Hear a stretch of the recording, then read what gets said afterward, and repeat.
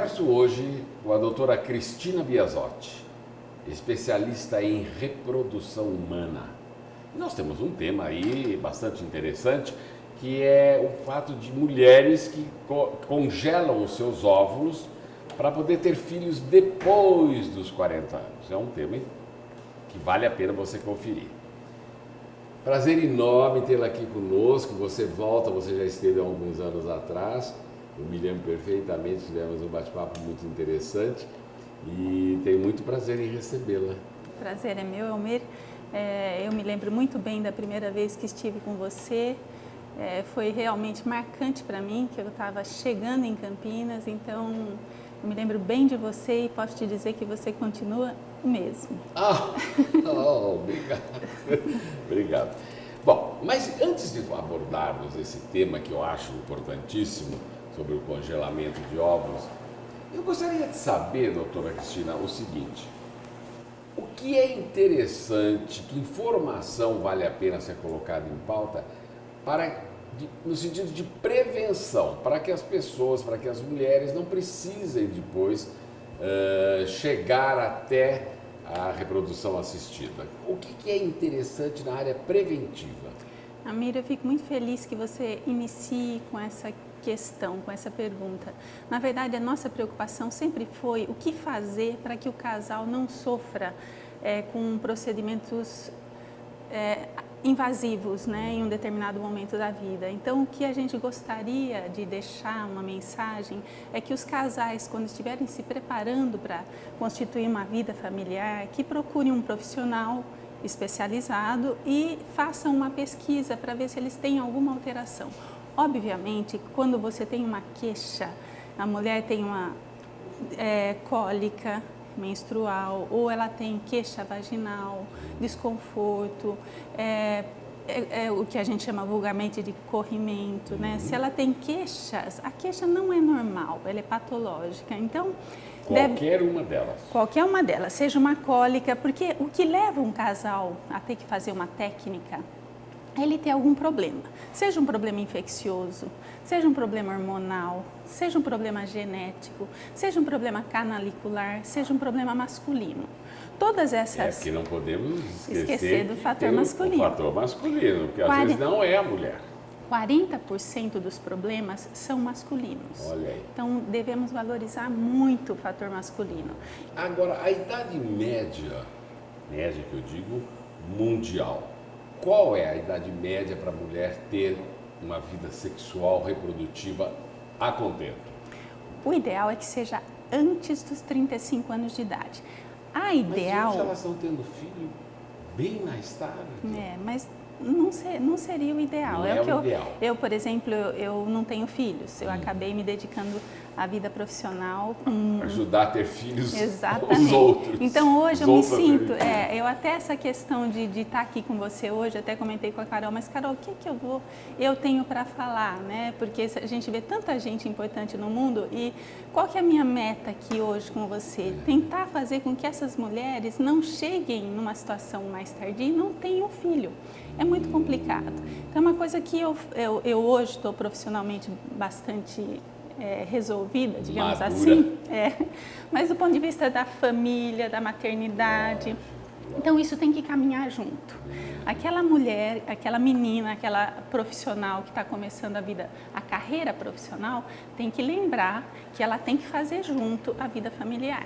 Então, aí é que vem um perrengue, como eu falo, porque hoje eu tenho ouvido pessoas, mulheres, digamos assim, gabaritadíssimas do campo profissional, e que elas dizem, eu não vou deixar minha carreira profissional sem ser resolvida para cuidar só da minha família. Ela falou, o que me satisfaz é a minha carreira profissional.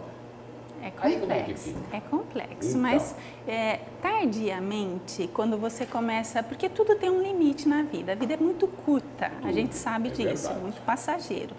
Chega num determinado momento, você busca um ápice profissional que certamente você acredita que aquilo vai te dar um prazer imenso. Você conclui que um determinado momento não é tudo aquilo. Até porque o prazer, um busca outro. É Você satisfaz aquele, você quer outro, aquele quer outro. Costumo me perguntar, você é feliz? Eu falo assim, olha, eu sou completamente insatisfeita. Eu acho que a gente fica sempre procurando uma felicidade que geralmente a gente não atinge. Mas o que acontece? Se você constitui uma família, você de uma certa maneira começa a buscar a sua felicidade através daquele ser humano. Tudo bem que não precisa ser egoísta a ponto de pôr um filho no mundo para suprir as suas necessidades. Isso. Mas se você tiver uma boa carga genética, certamente essa criança vai ser interessante para o mundo que a gente vive. Então tem que pensar nisso também. É verdade. Agora, você toma um cafezinho? Tá certo. Agora, doutora Cristina, eu acho o seguinte, eu acho que cada um tem que buscar com açúcar ou com adoçante? Sem nada, obrigada. Sem nada? Isso, obrigada. Eu acho que cada um tem que buscar a sua felicidade, mas de forma a não comprometer o seu futuro. Isso quer dizer, mais tarde, mas eu não estou completamente feliz porque lá atrás eu deixei de realizar meu sonho maternal e constituir minha família. Isso acontece, porque eu tenho amigas que hoje se queixam disso. Elas falam com todas as letras que se elas tivessem que optar hoje, elas não teriam se dedicado tanto a maternidade. Isso. Não, teriam se dedicado mais à maternidade. Mais à maternidade. Menos à vida profissional. É o que a gente ouve também. Exatamente. Mas aí chega exatamente nesse tema, o congelamento dos óvulos para que mais tarde, após os 40 anos, ela possa ter filho. Qual é esse procedimento e como é que lida-se com isso? É importante a gente considerar que essas mulheres que têm profissionalmente ativas, numa idade, vamos supor aqui um exemplo de 28 anos, se elas congelarem os óvulos, se elas se organizarem para isso, elas poderão deixar esses óvulos congelados. Se no futuro elas não tiverem um parceiro, elas não quiserem ter filho, etc., elas podem doar esses óvulos ou desprezar esses óvulos. Se elas não fizerem isso e elas tiverem com 40 anos de idade, é muito comum, eu recebo muita paciente assim, elas chegam, doutora, eu quero ter filho, ou eu cuidei da minha mãe esse tempo todo, do meu pai esse tempo todo, agora eu quero ter filho, agora eu arrumei um companheiro. E aí? Não tem. E aí o que você faz? Você vai buscar um óvulo de doadora para ela. Não é fácil também, principalmente no Brasil, que a gente não pode comprar. A gente tem que aceitar gratuitamente numa doação compartilhada. Espontânea. Então, isso é complexo. Eu até viajei recentemente para a Califórnia visitando alguns laboratórios para ver como é que eu poderia conseguir óvulos para essas pacientes. Mas o custo é altíssimo, então você fica numa situação complexa. É muito caro, Você tem ali, vamos dizer, varia de 25 a 35 mil dólares. E essa paciente precisa viajar 2 vezes para os Estados Unidos. Toda uma logística que encarece ainda mais. Então tem todo esse problema. Se ela for, de repente, pensar em ter um filho com um óvulo de uma doadora brasileira, ela vai ter mais tempo, às vezes demora 8 meses, às vezes demora 1 ano, até encontrar as características, até encontrar... É complexo. Então não é muito melhor que essa moça reserve lá, pegue a reserva ovariana que ela já tem e use no futuro? Se não quiser usar, ótimo, mas seria uma prevenção. Mesma coisa, uma moça que tem um câncer de ovário. Vamos guardar quimioterapia, radioterapia, todas essas coisas que vão destruir a população ovariana, pensa em conservar os óvulos. Então, eu acho que isso tem que ser falado para que ela quer ou ela não quer, mas ela sabe que ela poderia fazer isso. Agora, isso não quer dizer que qualquer moçoila aí dos seus 20 e poucos anos já vá fazer isso pensando em mais tarde ter algum problema. Não é bem por aí. Não é bem também, por aí, né? nem tanto a mar, nem tanta terra.